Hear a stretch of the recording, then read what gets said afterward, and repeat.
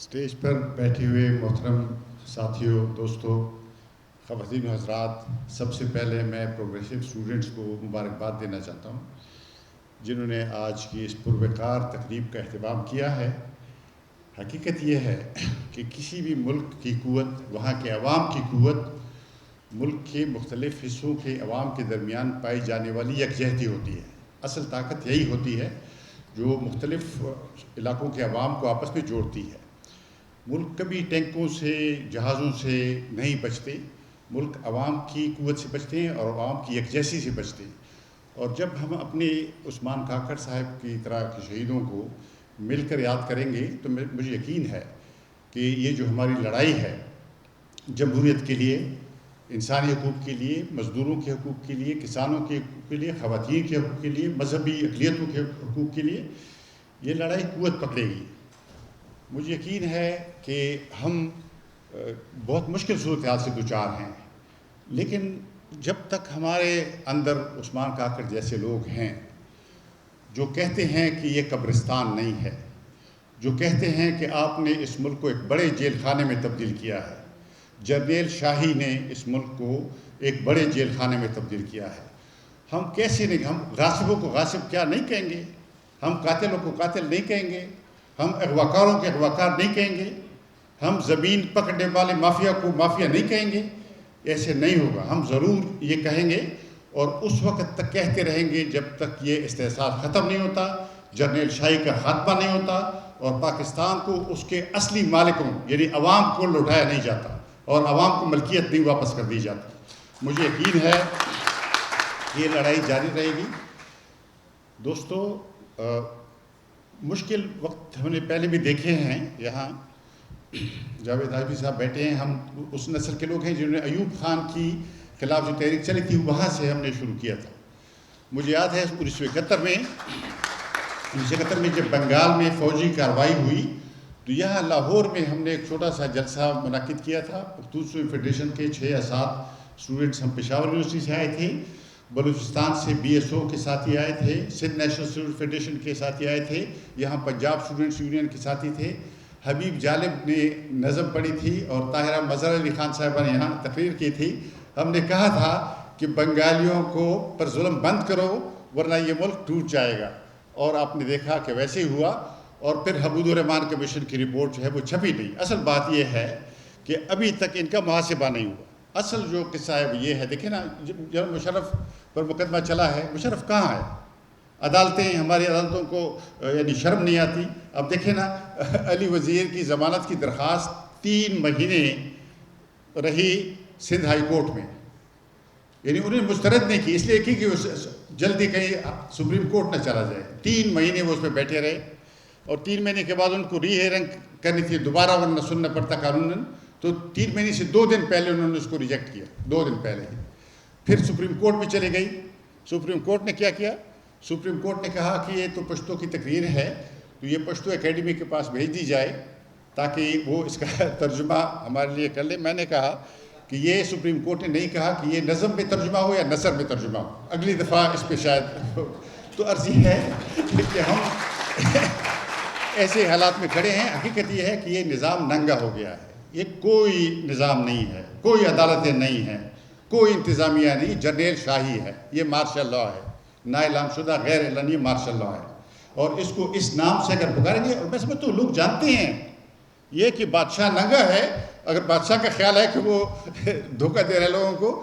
یہ دیکھیں نا، عثمان کاکڑ شہید کی وفات کی خبر جو ہی پھیلی، یہ لاکھوں لوگ کیسے امڑ آئے؟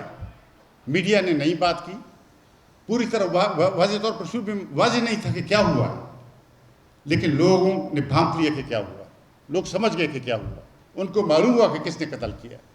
دیکھیں، اتنا بڑا جنازہ پاکستان کی تاریخ کا، اور ہمارے میڈیا نے اس کو چھپایا۔ کیوں چھپایا؟ اگر آپ کے دل میں چور نہیں ہے، اگر آپ نے کچھ چھپانا نہیں ہے تو آپ نے کیوں چھپایا؟ کیوں نہیں دکھایا؟ اور بغیر انسٹرکشن کے اس طرح کا بلیک آؤٹ ہو سکتا ہے؟ میں نہیں سمجھتا کہ اس طرح یہ ممکن نہیں ہے۔ تو گزارش یہ ہے کہ یہ سب اس لڑائی کا حصہ ہے جو پاکستان میں مظلوم قوموں، مظلوم طبقوں اور مظلوم لوگوں کی لڑائی ہے، اور میرا خیال ہے کہ یہ امن کی بھی لڑائی ہے۔ یہ بہت اہم بات ہے، اس کو یاد رکھیں کہ عثمان کاکڑ واضح طور پہ کہتا تھا، پارلیمنٹ کے اندر بھی اور باہر بھی وہ کہتا تھا کہ آپ افغانستان میں طالبان کے لشکر نہ بھیجیں، آپ وہاں لڑائی نہ کروائیں، یہ لڑائی یہاں بھی آئے گی۔ اور آپ دیکھیں گے کہ یہ جنہوں نے ہمیشہ دوسروں کی لڑائیاں لڑی ہیں، سامراج کی لڑائیاں لڑی ہیں، بڑی طاقتوں کی لڑائی لڑی ہیں، یہ دوبارہ ایک لڑائی ہمارے علاقے میں لا رہی ہیں، بہت بڑی جنگ، خطرناک جنگ شروع ہونے والی۔ ان کا ہاتھ پکڑا جائے۔ بہت بدقسمتی ہے کہ ہماری سیاسی پارٹیاں بہت کمزور ہو گئی ہیں۔ کل انہوں نے کہا وہ بریفنگ ہے، کیا بریفنگ ہے آپ دیکھیں؟ یعنی دیکھیں نا، جب سرکاری ملازم وہ کہتے ہیں ہم آپ کو بتائیں گے کہ ہم نے کیا کرنا چاہیے ملک کو، یعنی الیکٹڈ لوگوں کو اور لیڈروں کو اور پارٹیوں کو سرکاری ملازمین جو ہے وہ آ کے بتائیں گے کہ کیا کرنا چاہیے۔ دیکھیں نا، بہت افسوس کا مقام ہے ہماری سیاسی پارٹیوں کو، شاید کہ ان کو کہیں کہ بھائی یہ مشرف کو بھی لے آئیں اور اس کے علاوہ بھی جنہوں نے آئین کو توڑا ہے ان پر مقدمے چلائے جائیں۔ اور دیکھیں نا، ہزاروں لوگ اس ملک میں ڈس اپیئرڈ ہیں، اغوا ہوئے ہیں۔ اغوا کار کون ہیں؟ غیر ملکی ہیں۔ شروع میں کہتے تجدید کرتے، اب تو تجدید بھی نہیں کرتے، اب تو وہ کہتے ہیں باپ پارٹی والے الیکشن اگر لڑیں گے، اور پچھلے الیکشن میں یہی ہوا، انہوں نے کہا کہ آپ اپنے اپنے حلقوں میں لوگوں سے کہہ سکتے ہیں کہ ہم اپنی قیدی چھڑوا دیں گے، جو لوگ گم ہیں ان کو واپس ہم کروا دیں گے اگر آپ ہمیں ووٹ دیں گے۔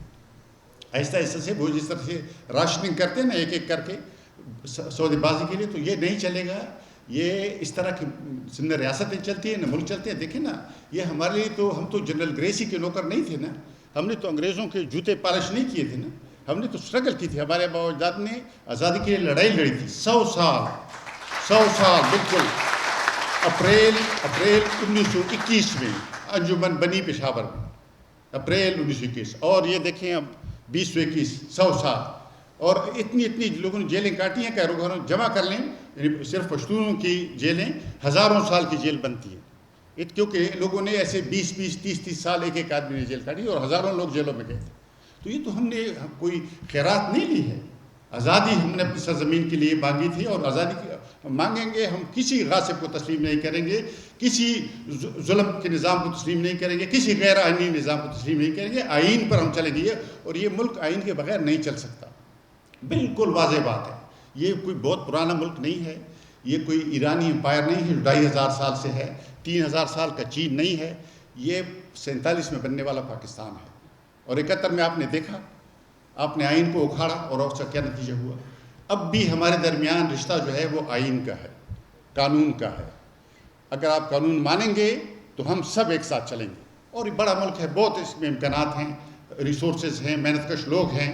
یہ سارے خلیج کی جو عمارتیں کھڑی ہیں ہمارے مزدوروں کی محنت اور پسینے سے کھڑی ہیں، ہمارے قدرتی وسائل ہیں، ہمارے پاس تمدن ہے، Indus valley civilisation, Gandhara civilisation, مہر گڑھ سیولائزیشن، کیا نہیں ہے ہمارے پاس، ذخائر ہیں، وسائل ہیں قدرتی، لیکن ایک کابوس بیٹھا ہوا ہے اس ملک کے اوپر۔ کیا ہے؟ 80% سے زیادہ بجٹ جو ہے وہ 3 چیزوں پہ خرچ ہوتا ہے: ڈیٹ سروسنگ، قرضوں کی ادائیگی، ڈیفینس اور ایڈمنسٹریشن۔ 80% بجٹ ان پہ خرچ ہوتا ہے۔ یہ ملک 500 سال تک ترقی نہیں کر سکتا جب تک ہم اس کابوس کو ہٹا نہیں دیتے، جب تک ہم یہ انسانی ترقی پر خرچ نہیں کرتے۔ تو گزارش یہ ہے کہ یہ ہے اصل مسئلہ، اور میں سمجھتا ہوں کہ مجھے بہت خوشی ہے کہ ہمارے عوام خصوصاً جوانوں میں ایک تبدیلی میں دیکھ رہا ہوں، اور پنجاب میں ایک تبدیلی دیکھ رہا ہوں، پنجاب میں ایک ریزسٹنس میں دیکھ رہا ہوں۔ پہلی بار میں نے جرنیلوں کے خلاف پنجابی میں نعرے سنے۔ ہمیں اپنے عظیم شہید عثمان کاکڑ پر فخر ہے، اور آپ نے دیکھا کہ انہوں نے جیسے زندگی میں لوگوں کو جگایا تھا، شعور دیا تھا، ان کی موت نے لوگوں کو جگایا، ان کی شہادت نے لوگوں کو جگایا۔ آپ نے دیکھا کہ لاکھوں لوگ بلوچستان جیسے جگہ میں جہاں آبادی کے بڑے سینٹرز نہیں ہیں، صرف کوئٹہ ہے، باقی تو لوگ دور دراز کے دیہاتوں سے اتنے لوگ چل کر آئے۔ تو مجھے یقین ہے کہ لوگوں میں بیداری ہے، اور ڈیمورلائز کون ہوا ہے؟ انہوں نے اس لیے ان کو شہید کیا تھا کہ جدوجہد کرنے والوں کو ڈیمورلائز کریں، لیکن جس طرح لوگوں نے ریسپانس دیا، قاتل ڈیمورلائز ہوئے ہیں، جمہوریت دشمن ڈیمورلائز ہوئے ہیں، ان کا مورال گرا ہے، اور انشاءاللہ یہ مورال گرے گا اور یہ ملک ان سے آزاد ہوگا۔ میں آپ کا شکریہ ادا کرتا ہوں۔